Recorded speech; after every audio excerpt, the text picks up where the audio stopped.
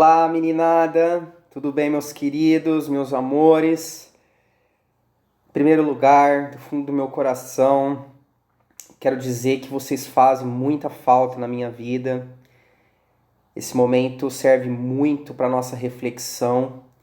É impressionante como eu, João Paulo, como pessoa, estou refletindo tanto na minha vida e percebendo que cada vez mais eu acertei na minha escolha quando eu quis me tornar um professor, quando eu quis, fazer letras para me tornar um professor.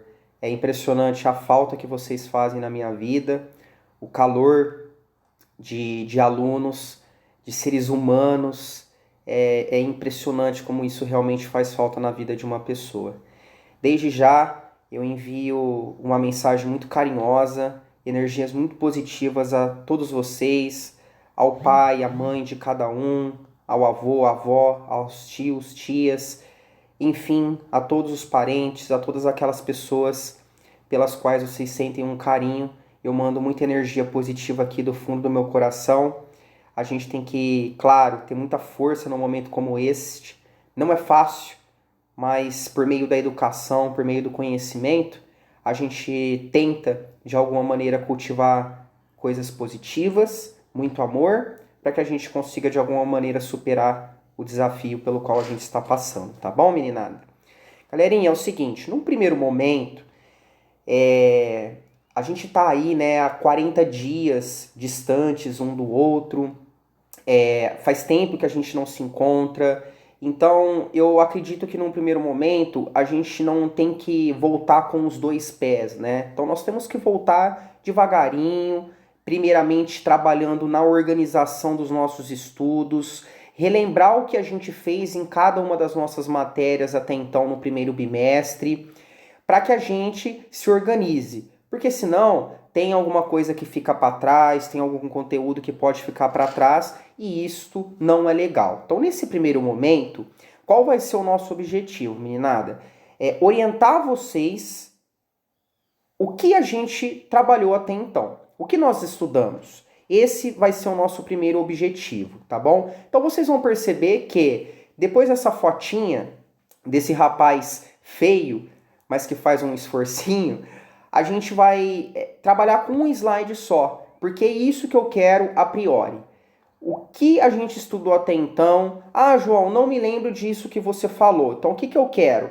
Vai lá no seu caderno, retoma essa matéria, estude novamente, relembre o conteúdo que eu passei para vocês, para que aí sim, a partir da outra semana, a gente continue com os nossos estudos como se nós estivéssemos dentro de uma sala de aula. Tá certo? Beleza? Então vamos lá? Moçada, no primeiro bimestre, antes do momento da pandemia, nós trabalhamos, claro que nós temos um resumo aí neste slide, né? Todo esse conteúdo aí, tá bom? Foi bastante coisa, quer queira ou não. E claro, né, moçada, lembrando que o trabalho de construção, de redação para vestibulares exige todo um processo.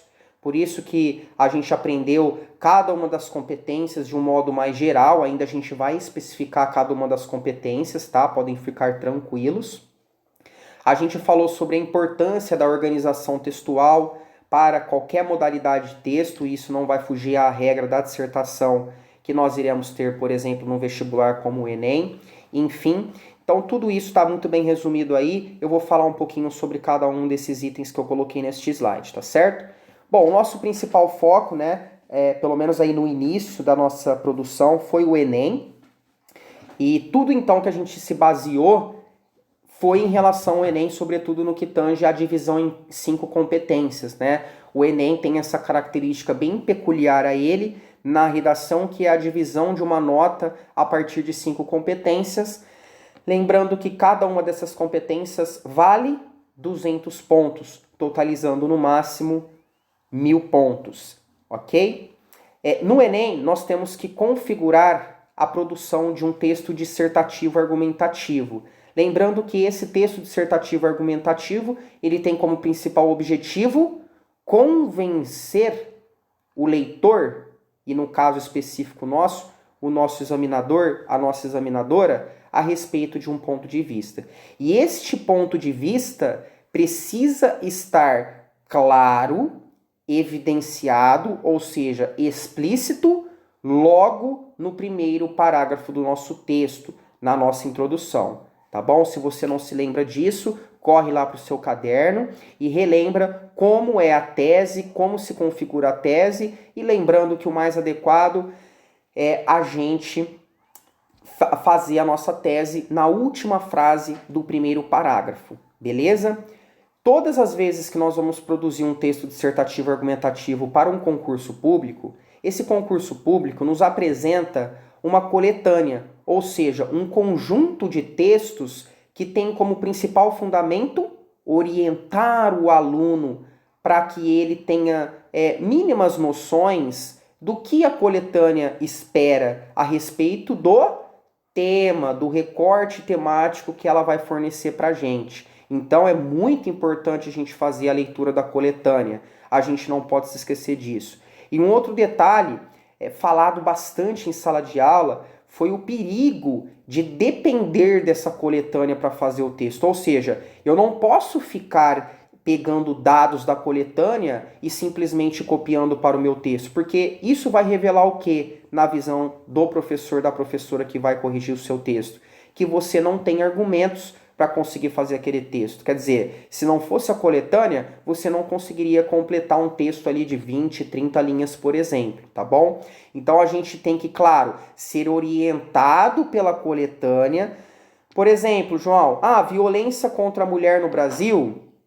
Como é essa violência? Uma violência doméstica, uma violência que ocorre dentro de casa, sobretudo pelo marido. Isso a gente pode trazer como essência, mas o modo como a gente vai trabalhar isso, os números que estiverem na coletânea, a gente não pode ficar dependendo deles, tá? Porque senão, novamente eu ratifico, revela um aluno que não tem o domínio em relação àquele tema. Bom, todos os vestibulares também trazem instruções após a coletânea ou antes da coletânea. Essas instruções para o Enem são instruções mais simples, mas em outros vestibulares elas podem ser um pouquinho mais complexas, como por exemplo no vestibular da USP, mas a USP a gente vai esquecer um pouquinho por enquanto.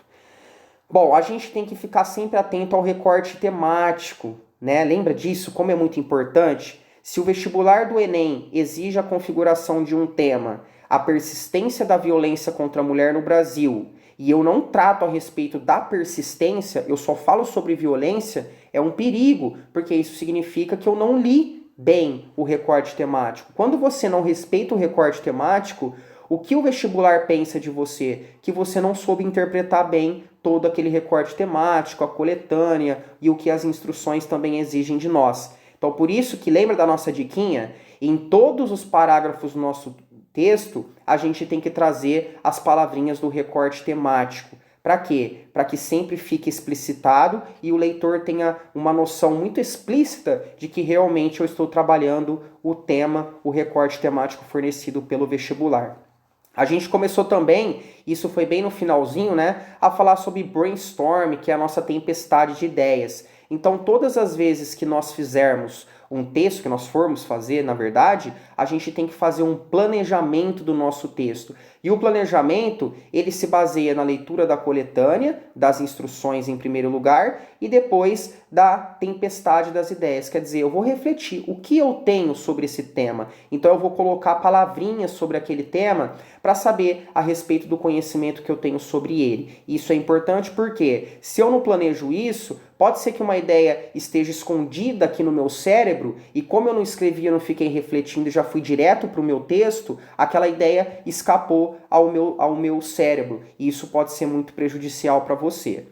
A gente aprendeu a estrutura básica, né, introdução, desenvolvimento e conclusão, mas na verdade, né, a gente só citou desenvolvimento e conclusão. A gente ficou no foco da introdução.